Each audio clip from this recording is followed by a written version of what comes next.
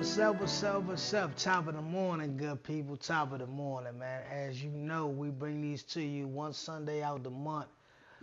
Sober Talks podcast, breaking change to addiction. Link by link. Make sure you like and subscribe to the YouTube channel, The Sober Living Project. Spell it the regular way.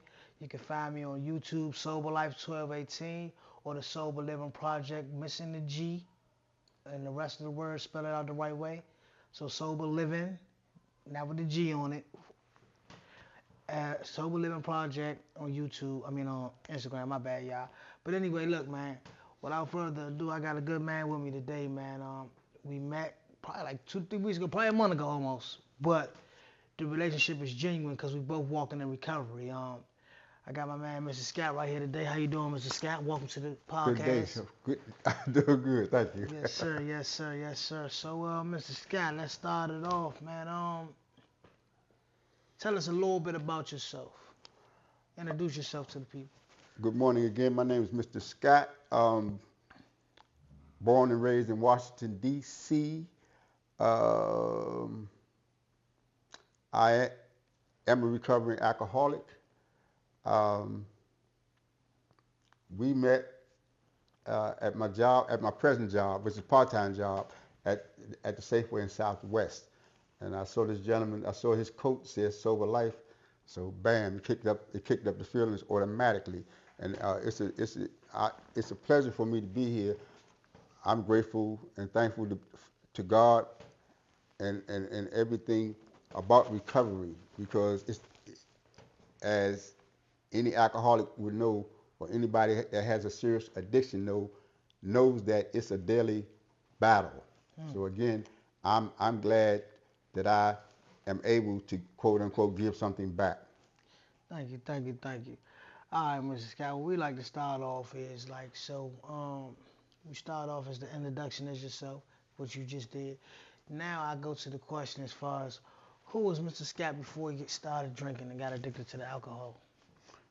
Before I got addicted to alcohol, I would say I was the average young African American and young black male growing up in the city, in the inner city, kind of just enjoying life, and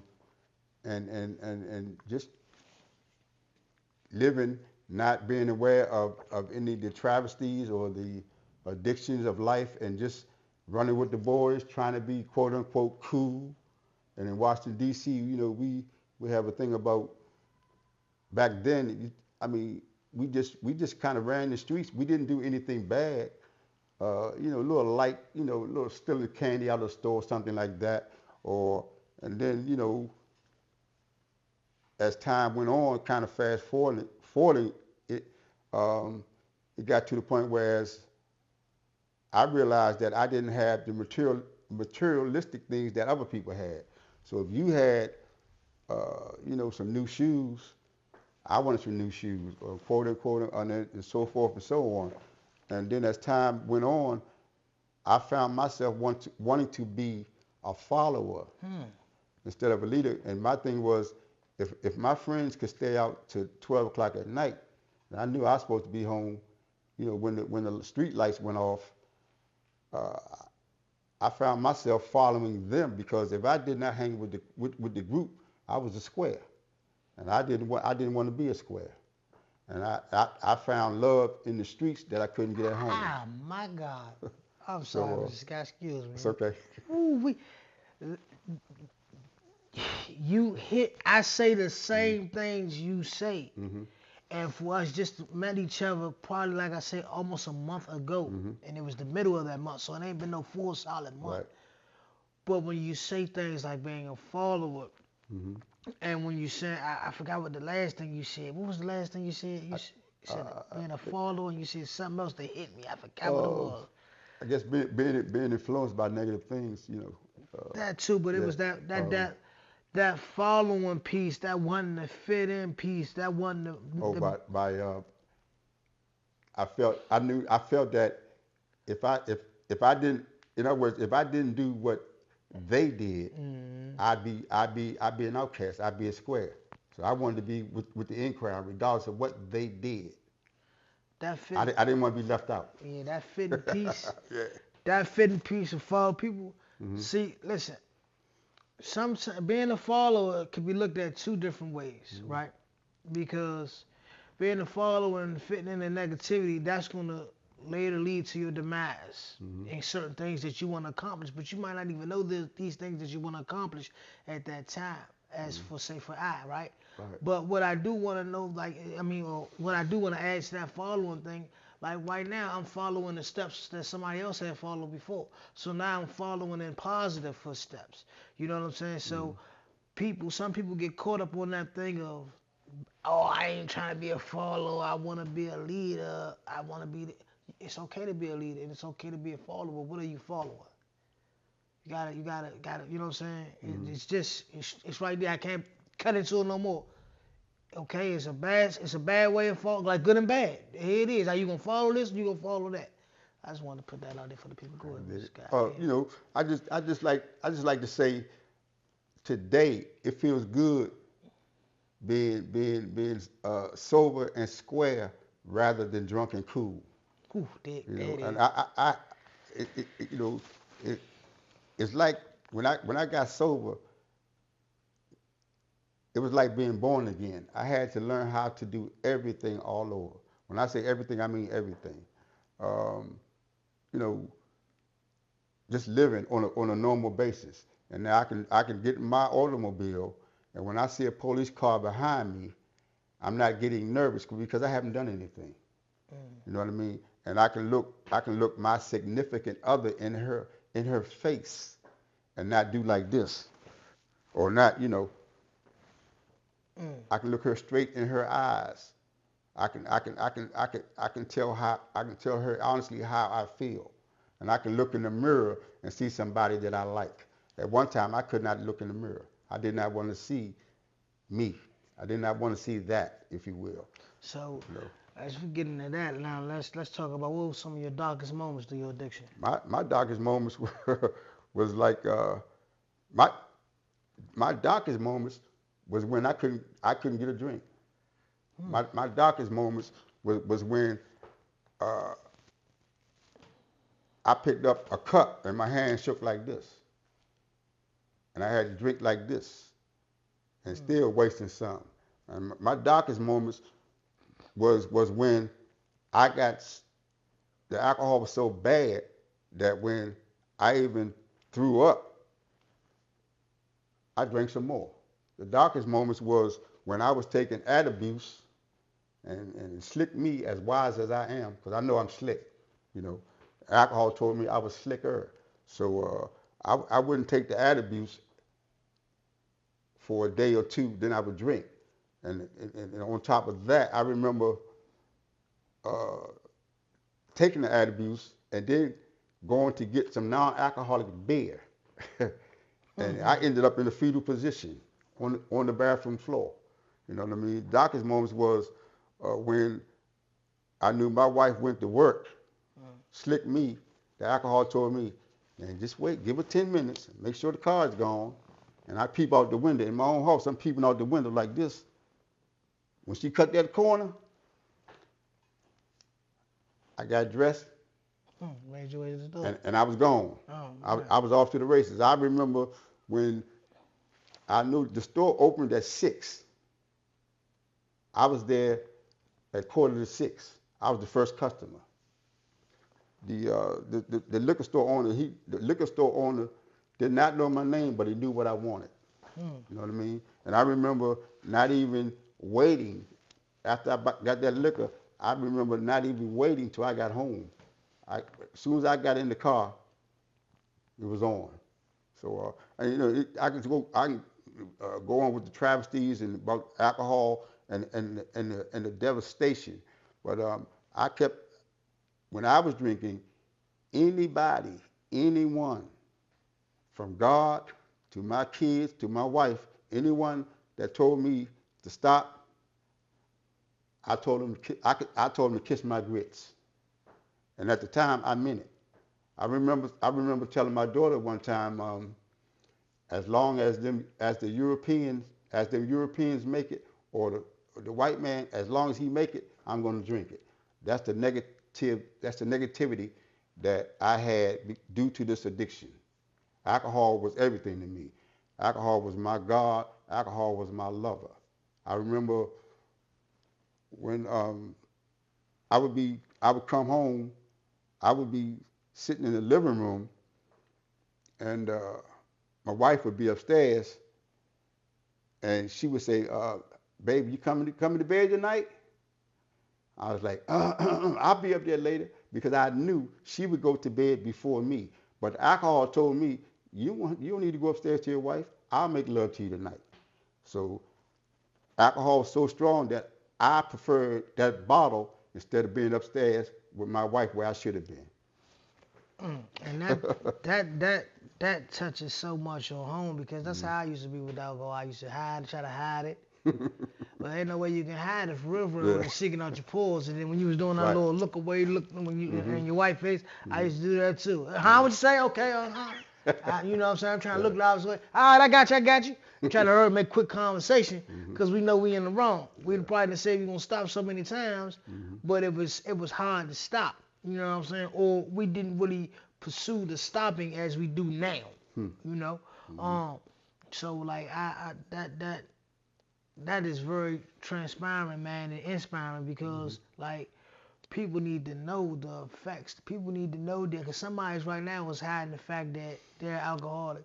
They're hiding the fact that they're a drug abuser because they think they slick. But you ain't slicking nobody Right. but yourself. Right. Because this thing is punishing you inside out. Mm-hmm. You know what I'm saying? I done seen my oldest children's uncle lose his life from alcohol. He was drinking so bad the doctor told him if he stopped drinking, he's still gonna have the seizures because he was having seizures. So I done seen this thing punish people, and I had so much love for this young man right here, man, because out of everything that went on with his family, he was just so genuine and humble. You understand what I'm saying? So like you don't really find that in a lot of people. So when you find that humbleness, even through maybe addiction or maybe whatever anybody going through, they can put aside what they're going through or what they got going on in their life just to be humble. And as far as like like on common ground with you. Even though we might be mad as hell at each other, but we can still find some common ground where you know what, I agree to disagree. Right. That was his character, and he was only 27 when he died. So that was like that. So you know, years before that he was younger, of course. So like for that young man just to have that type of humanity about himself, it was just all respect for Shorty, man. Much love to him. God rest his soul, man. Day one. Yeah, those darkest moments. So, Mr. Scott, what I do, man, you know, I know I haven't really got criticized by it, but because one lady by the name of Dr. Kane, she told me, I like how y'all what they call us? Millennials? Yeah. Whatever they call us or something. But I like how y'all look at addiction because I tell her I don't believe in addiction, and I tell her why. See, my saying is I don't believe in addiction. What I do know about addiction, that it's a fact that it isn't a word, and that word holds power. But that word addiction holds power if we give the power away from ourselves into the substance. That's how you can become entrapped in that word. I was a drug abuser. I was abusing the drink because I know people that can drink. I know a person that can drink both of us under the table even when we was still drinking and still be all right and functionable. And go play the lotto and hit. I know if I drunk more than and I was drinking malt liquor and everything. So, but if I drunk more than 2-3 beers, I'm done. Especially if I'm putting some more on top of it. I ain't trying to. Well, I'm still gonna try to drive, but I ain't supposed to. Right. And I could barely even walk straight. But like I said, you know, there's some people that could do that. But like my thing is, I say I want to take the power from the word addiction because people believe in addiction more than they believe in themselves. You know what I'm saying? If you say, how long you been clean with this guy? God willing, April will be 4 years. 4 years, boom. We knocking that. I'm at 4 years. Yeah. So, and then you can see Mr. Scott.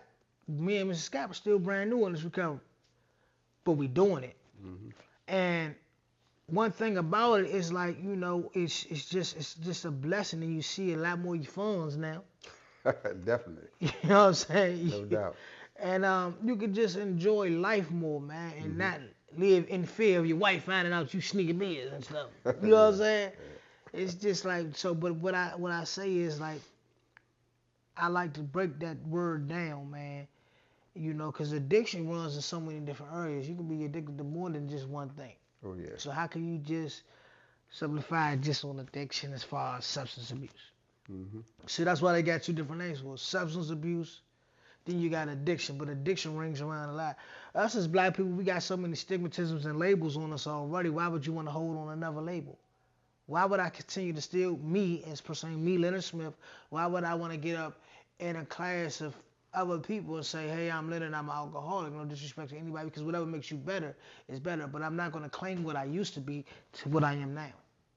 What I am now, I'm walking in recovery. I get up and say, hey, I'm Leonard Smith, I'm walking in recovery. I'm not going to no longer say I'm an addict.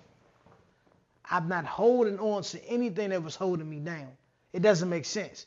God doesn't free you up to chain yourself back up. That's just my belief, Mr. Scott. You know what I'm saying? I understand. Like I said, Right. I don't want to disrespect nobody's belief or how they move, because everybody's recovery is different. And Yep. I do understand that. You know what I'm saying? But the key thing is we in recovery. And as long as both of us are recovering, we doing good. Now, we went to some of your darkest moments, which was a Mhm. lot. When did you know and you finally got to the point you said, man, I am done with this. I am done with trying to hide it. I'm done with sneaking around with it. I'm done with trying to, you know what I'm saying? Because you're cheating. You're cheating on your relationship with your secret relationship, and that's drinking. Yeah. You know what I'm saying? So, and I like how you put that, because that alcohol did become so much more than what you just thought it was, or what we just thought it was, just a drink. That Yep. drink turned into everything. You know what I'm saying? And took a lot Hmm. of everything from us as well at the same Mhm. token. So when did you get down to that point, man, that you was like, man, you know what? I really got to make this change, and I got to do it now. Um, it's kind of hard to say, but so many things happen. I realized that from reading and talking to doctors and so forth and so on, that alcohol affects every organ in the body. Hmm. Every organ in the body. I really can't believe, I, it's just a blessing that I'm here on this planet for 71 years. I just turned 71 November. Happy belated I birthday. mean, November 17th. Thank you. And I drank for at least 40 years. I drank at least for 40 years, and uh, to not have no major issues going on with my body, I know that's a blessing. Hmm. Because I know I didn't do it by myself. I didn't want to hear nothing about God. I didn't want to hear nothing about church. Where can I get my next drink? And there were for me there were no positive days at all. I thought I was having a good time. I thought I was fly cool, blah blah blah. But I was blessed, hard headed and stubborn, because I thought that I never hit rock bottom, because I always had a place to stay. Hmm. I always had a job. I always had some dead presidents in my pocket. And I thought because of that, I was still it. And and you know, I had hit rock bottom unbeknownst to me, because my life was it was blank. It was blank. Um, and like I said earlier, I was blessed to retire from a job after 30 years, and I retired early because I knew if I kept that job, I was going to get fired. And I had went to treatment twice during my 30-year tenure in that job. Um, and I knew that 3 strikes, I was out. Hmm. So I took the early out. I had the age, I had the years, but I did not have the age. So I took the early buyout. And and then again, and then I go back to that again. When I took the early buyout, I got a lump sum. So again, I was on top of the world, because I had some more monies in my pocket to do my thing. You know what I mean? And I just I just got I just got, as they say, tired of being sick and tired. But I knew I couldn't do it no more. I could not do it no more. And I don't know how to put it, but I know that the world doesn't revolve around me.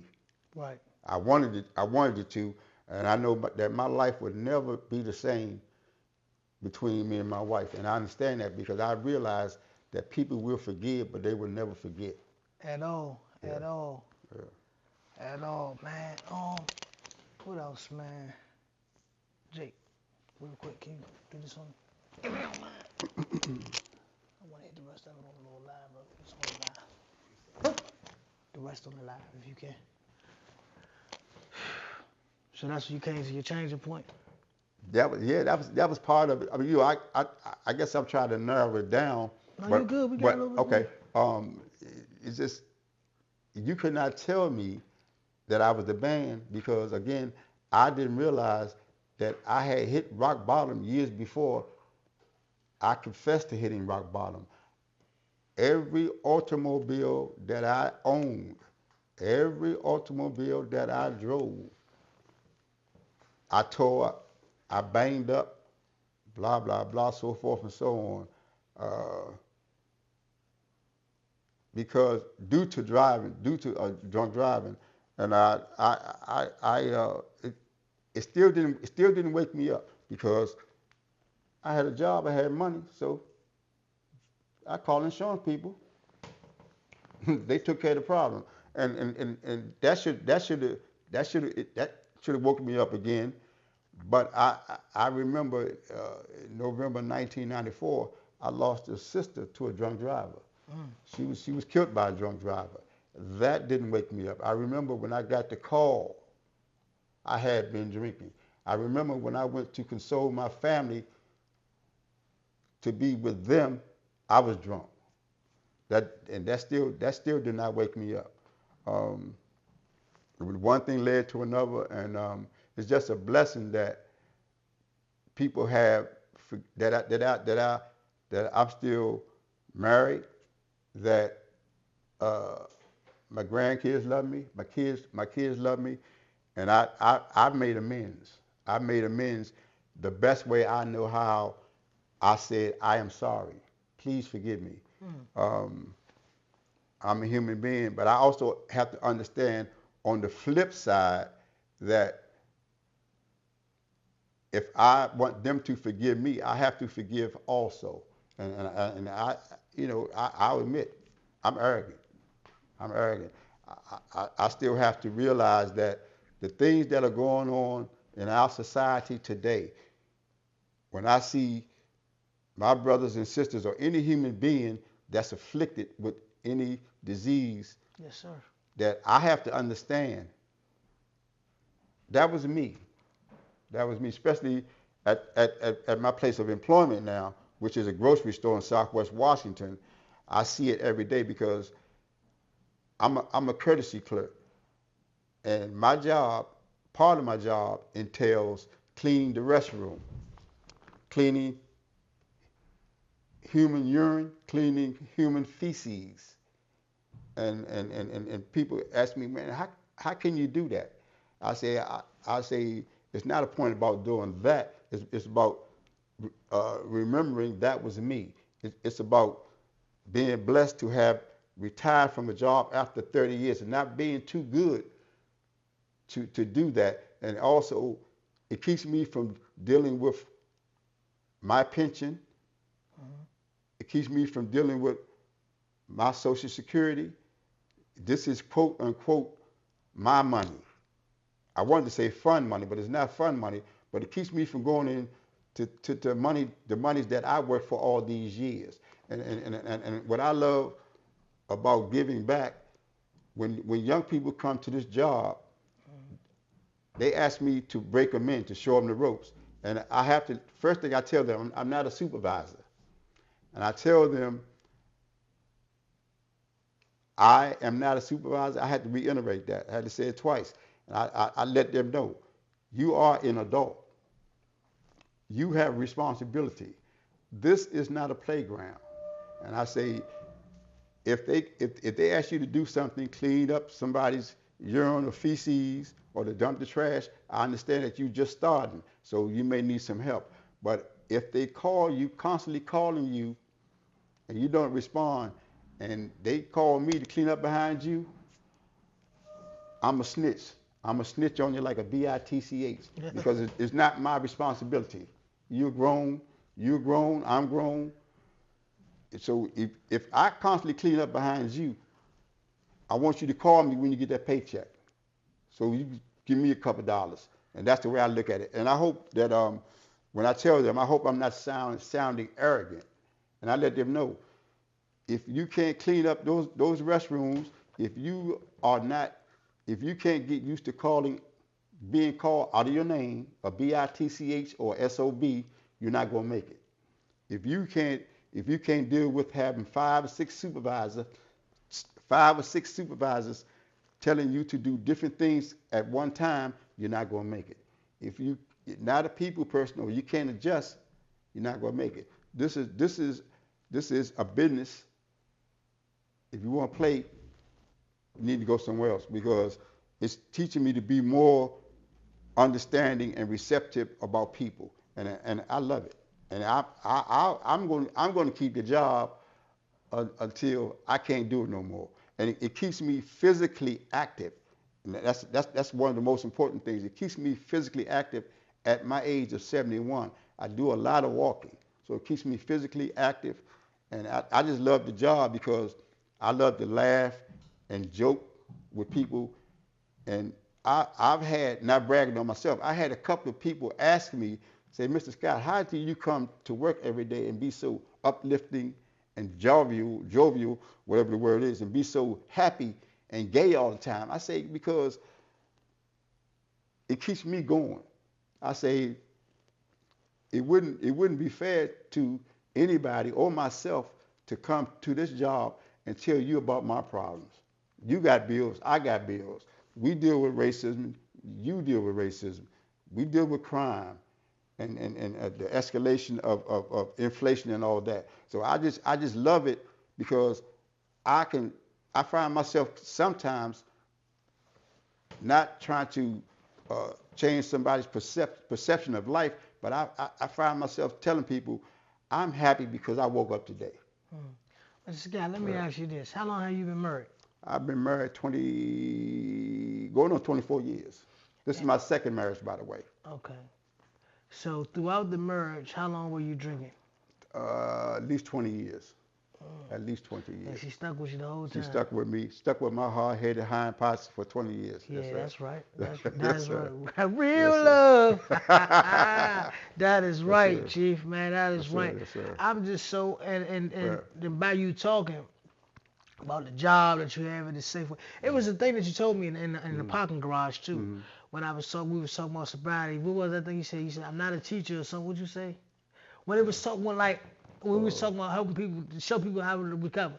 You said, I can't show you. Something that you said. I think I said I do not give advice. There it is. Go ahead. I do not give advice. I tell you what I do on a daily basis, one day at a time, to combat or to fight this disease of alcoholism. I don't like to give advice because I think, or I've seen it a lot of times where if I was to give you some advice and you come back and say, man, you told me to do such and such, then I'm like, well. My thing is, I tell you what keeps me from doing it every day because I want to live today. All right. Let them know real quick what keeps you from doing it every day.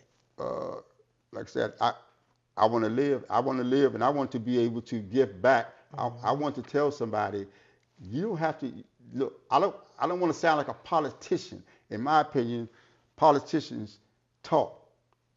I can talk slick. I know I can talk a slick game, but to hell with my talk. Watch what I do. There it is. Watch what I do. And you want to know what I do on a daily? Get up, go to work. I've been home 4 years, sobriety 4 years, a little longer than 4, but when I was in, I don't count that. I count it now because I'm in a free world. Even though I could have had it in, you know what I'm saying? But what I'm saying is right now, I said one thing in order for me to stay sober and stay away from negativity, I had to work. So when I first came home, I was over at Hope Village. I was working Going from the halfway house back over to the jail cleaning up the R&D with Sergeant Battle. Then that was from 3 a.m. to 9 or 3, like what? Like, let me see. Yeah, like 3 to 9 in the morning or 3 to 8, whatever. Whatever the time frame was. But it was off the early morning. And then from 9 to 5, I'd come back to Hope Village and I'd be down Minnesota Avenue at Project Empowerment. So from early in the morning, I'm over cleaning up. Then I come back. The Hope take me a little shower, whatever, or chill for a second, give me some coffee, eat breakfast, watch the news. Then I'm back shooting down Minnesota Avenue because I know I had an agenda and I had to prove myself right because it was about me. And by me getting myself right, I know that I can make the better decisions for everybody else around me. In order by me taking care or helping or even, you know what I'm saying, showing any type of change anyway, because the change starts within self. So I had that. Project Empowerment, I finally got out of Hope Village. I was doing striping, painting the streets, working at the Cheesecake Factory too. I kept 2 jobs for a second. Then I finally went to flagging. They was paying something. I went to another flagging company, paying a little more. I was able to trade in my Lexus 03 wheel. I gave my 03 Lexus away to my niece, actually. Got me another car. Then I got the call from Howard University Hospital. They pushed through the doors for me to be able to work there. And my thing every day is to stay busy. If I stay busy with positivity, I leave no room for negativity to sneak in. You know what I'm saying? So I had to stay busy. And man, you know, God is good because I never seen myself walking this walk. Like, you know what I'm saying? Like one of the things Mr. Scott said, I don't like to give advice. I just like to show you. I want you to see. Because addiction is real, but it's as real as you make it, once again, because guess what? Look at Mr. Scott sitting here 4 years clean.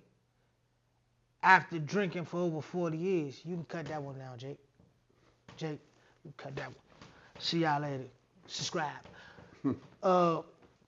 So, after 40 years of drinking, punishing your insides, God has kept you here, and God has kept you here to show people of your magnitude, your age range, and even younger that this is possible to do. Breaking the chains to addiction is possible, but it's up to you. Because if Mr. Scott wasn't ready to break them chains, he'd still be drinking. If Leonard Smith wasn't ready to break them chains, I'd still be drinking. So how real is addiction? You're looking at 2 people, my elder, a youngin'. And I'm probably an elder than y'all now because I'm 38. Some of y'all that's going to watch it. But what I'm saying is you're looking at 2 different generations sitting here that broke that chain to addiction and turned addiction into nothing but a word. They say I'm powerless, right? We only become powerless when we give our power away. Because God gave us the power. You know what power God gave us? Free will. Free will. Sometimes we abuse that will that he gave us, but then we come back knocking on this door. God, please take this taste away from me. God, please help. God, please help me keep my family, Father. Please, man. My change came in a cell. It didn't come from a program. It came from a cell facing murder charges that I did not do. So I knew that I had to change. This Sober Living Project, this came up when I was in the cell. I made it. I just put it in the fruitation when I got out here. But also, Mr. Scott, what I hear from you, you're humble. Thank you. From you to be as slick as you say you was, and you got some sayings, so I know you was a slick man. So, but to hear you say that I'm a courtesy clerk, and I just thought that was just getting the cots and all that. But when you say you clean up feces and all that, that's basically just a fancy word for janitor, right? Yeah. Oh, yeah. But to see that you're 71, you was a business owner, apartment owner at one point in time and all that. You ain't say that, but that's just what we were talking about earlier. So you had your own for a very long time. To be coming in there clocking in for somebody else and then cleaning up somebody else's mess, but you're humble. See me, I'm humble.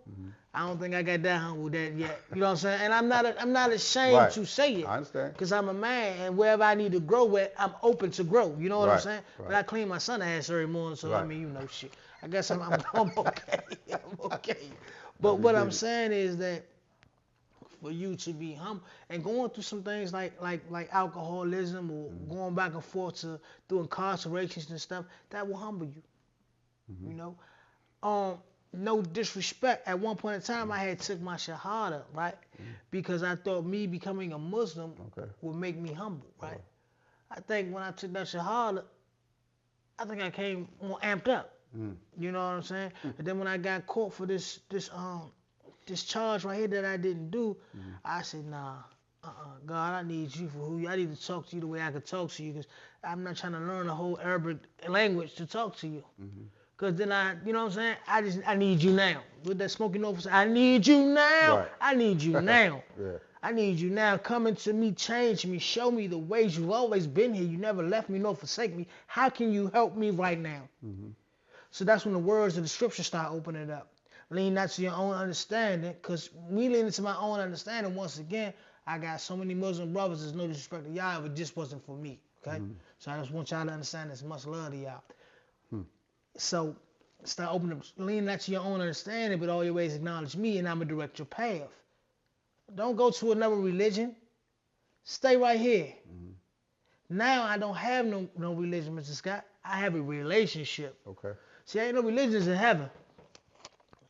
God ain't gonna say, come here, come here, Christian brother, come here, Buddha. He ain't gonna say none of that. Right. He's gonna call you my son or my daughter. Right or wrong? Right. I agree. So, and one thing that I believe about, or what I feel, well, that's my belief, I believe about religion is that it separates the people. Us as black people, really, you know what I'm saying? And I mainly talk to my black people. I got love for everybody, right? But we have so many separations against us as a whole right now. Religion, you know what I'm saying? Religion, just self-hate. All this. When you turn on the news, what do you see? You see another black person on top of another black person. You know what I'm saying? And when we learn how to come together like a fist and really say that black power or Black Lives Matter. You know Black Lives Matter wasn't made by no black person. We push it. We push a lot of stuff. We done push dope and everything else in the damn community was given over here. But what are we really pushing?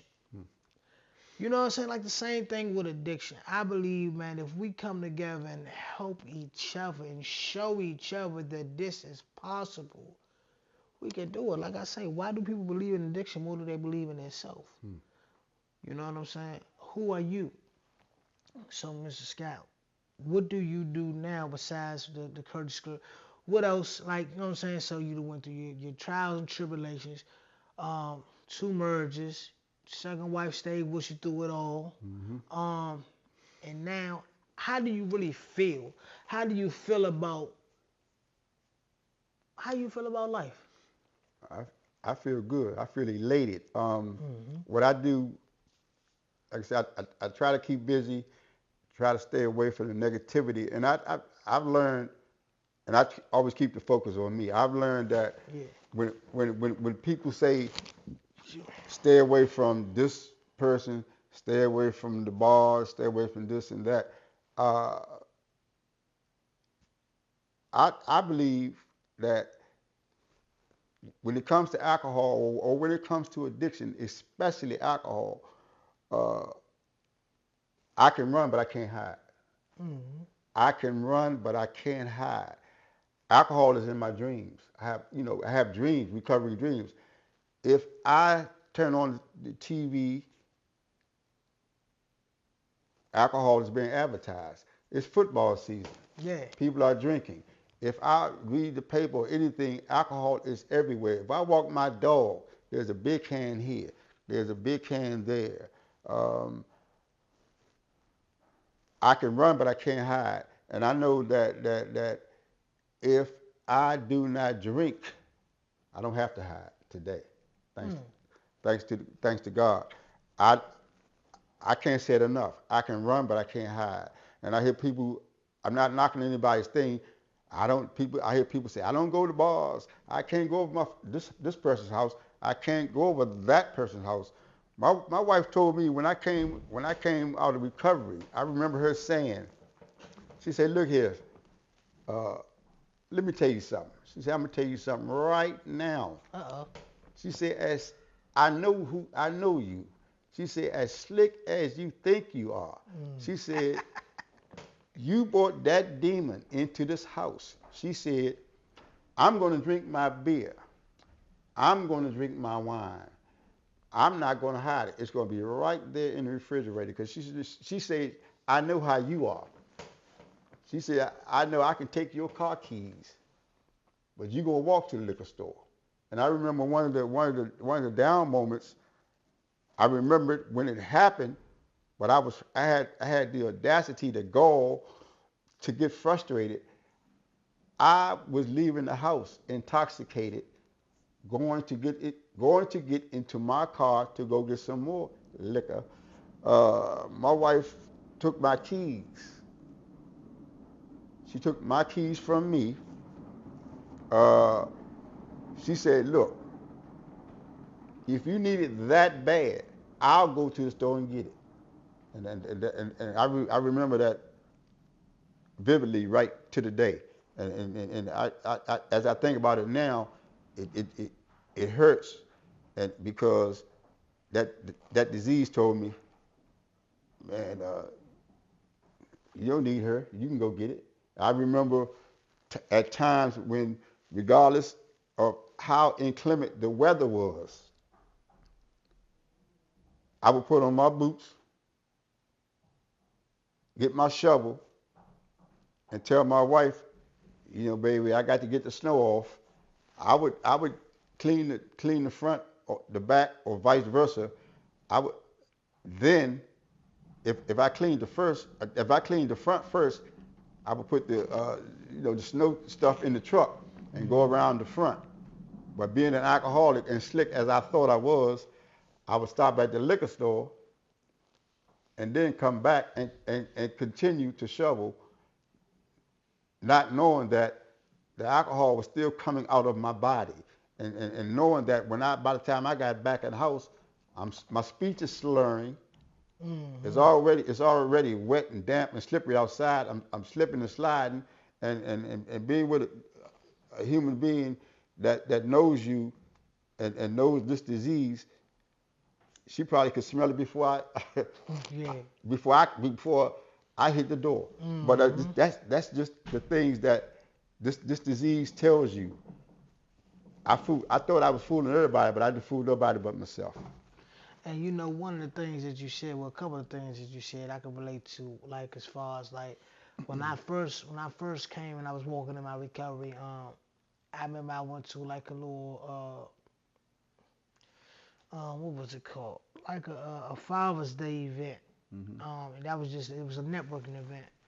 And it was on the rooftop, the Cambrian, right down the street from the Safeway. Okay. And they was drinking. I'm talking about they had an open bar, nice, everything going on, everything.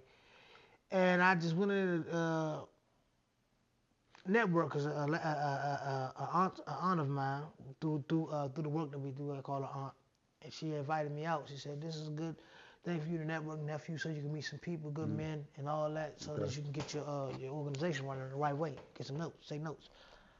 I got in there. I met one good friend that's with me right now to this day, man. You know what I'm saying? Good brother.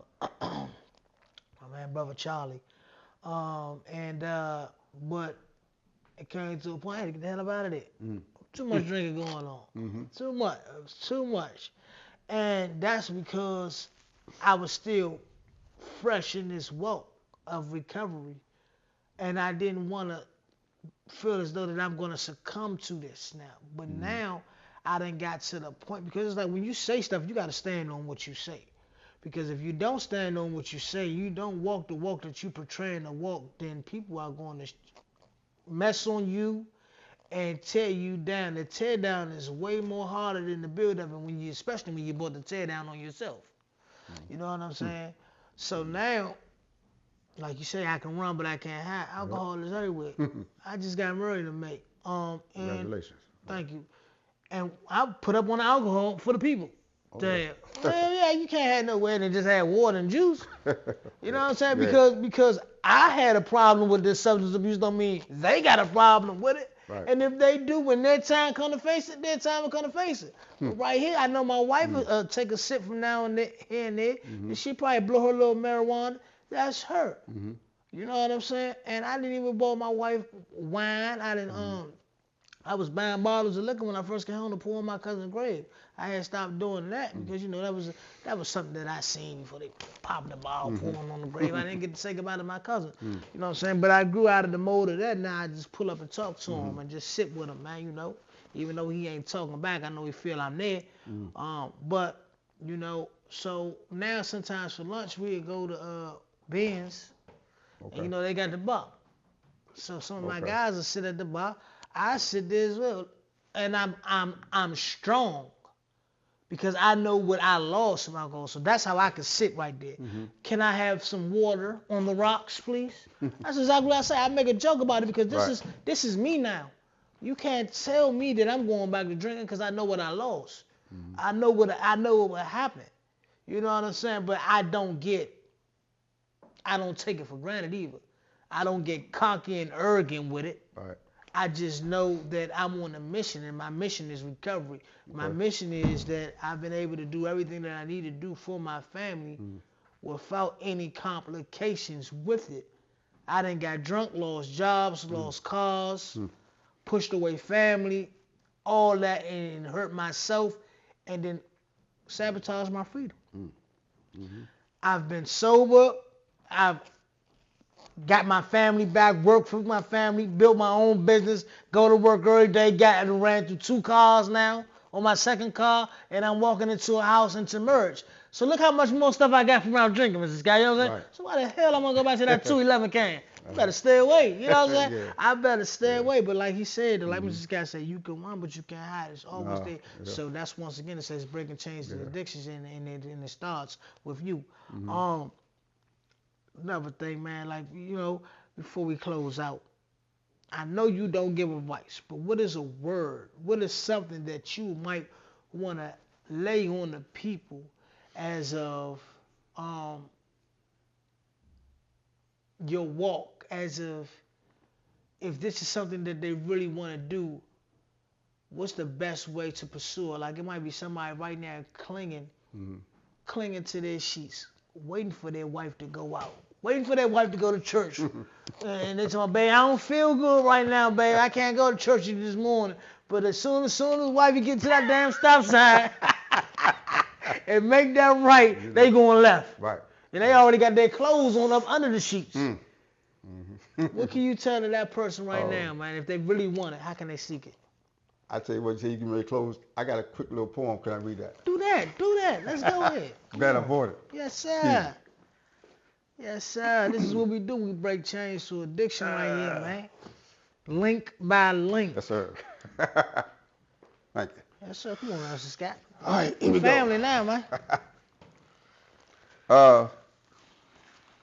I wrote this poem because it was what I did. The poem is entitled "Drunk Again." Drunk again, I be damned. This is what my wife would say to me when she came home from work and I was comatose, knocked out, blah blah blah blah blah. It's entitled "Drunk Again." She would say, "I be damned. You're drunk again. I'm tired of all this bull. The dishes need washing and the trash can is full. When I come home from work, I don't know what to expect. Your drunk ass haven't even fed the dog yet. I'm tired. I'm tired of all this bull. I can't take it no more. Next time I find you drunk, you'll stay your drunken ass on the floor." Thank you. And that's the truth. That is the truth, man. So I'd like to thank everybody for tuning in, man, for another episode. This is episode 5, man. Sober Talks, man, with your host, Leonard Smith. I have Mr. Scott here joining me today.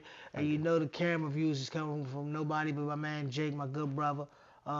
Straight to the point media, because we're bringing it straight to your door. You hear me? Look at us. Straight to your door. Straight to the point media. Jacob Clark. Like, but look, man. One message I want to give before we finally go, man, is just, man, look, you got to believe in yourself. The word addiction is real, but it's how real are you gonna make it? One thing that I always say, you got one life to live. Death is promised, life isn't. How you gonna live it? Mm-hmm. And if you know, substance abuse ties into majority of the violence that happens in the inner cities and outer cities. But I just speak on the inner city because I'm inside of the city and I see what happens. Mm-hmm. Majority of the murders, majority of all other crimes are committed by somebody being under the influence of something. So what if you got under the influence of something else that was positivity, then you wouldn't make these negative moves, because the only people that are really being hurt at the end of these substance abuse acts that are acted out on people that look like us, by us, is caused by us using something. You know what I'm saying? So let's put that energy into something positive and take advantage now, y'all.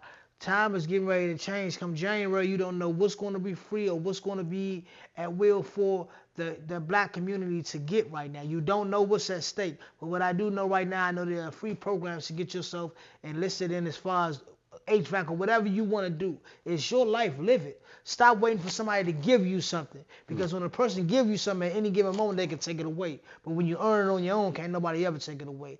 Hey, Leonard Smith, Sober Life, much love. God bless you.